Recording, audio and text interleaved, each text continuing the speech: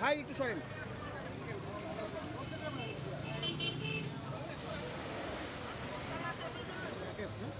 বড় বড় শট নেই মানে আমরা মেইন রোডে, সবাই মেইন রোডে।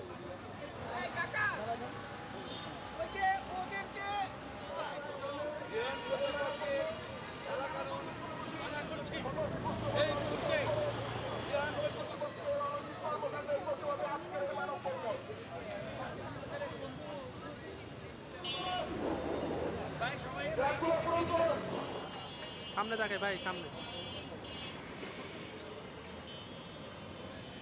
দীর্ঘ 50 থেকে 50 বছর যাবৎ আমরা এই বিল্ডিং গুলোতে বসবাস করে আসছি। আমাদেরকে অবৈধভাবে ঘোষণা করে এগুলাকে উচ্ছেদ করার জন্য যে কুপরিকল্পনা, এই কুপরিকল্পনার পরিবর্তে আমরা আমাদের অধিকার আদায়ের জন্য আজকে আমরা এই কর্মসূচি আমরা পালন করতেছি।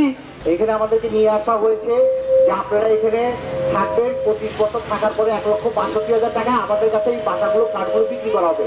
কিন্তু বর্তমানে জাতীয় গৃহায়ণ কর্তৃপক্ষ এটা উপেক্ষা করে চলে যাচ্ছে। ওনারা এটা 5 থেকে চলে গেছে, বলছে এটা ভুলে যান। তো এক দেশে তো 2 আইন চলতে পারে না।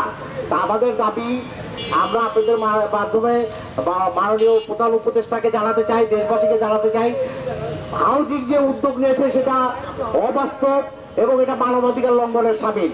আমাদের দাবি আমাদের সাথে আলোচনা না করে কোনো অবস্থাতেই আমাদেরকে উচ্ছেদ করতে যাবেই না।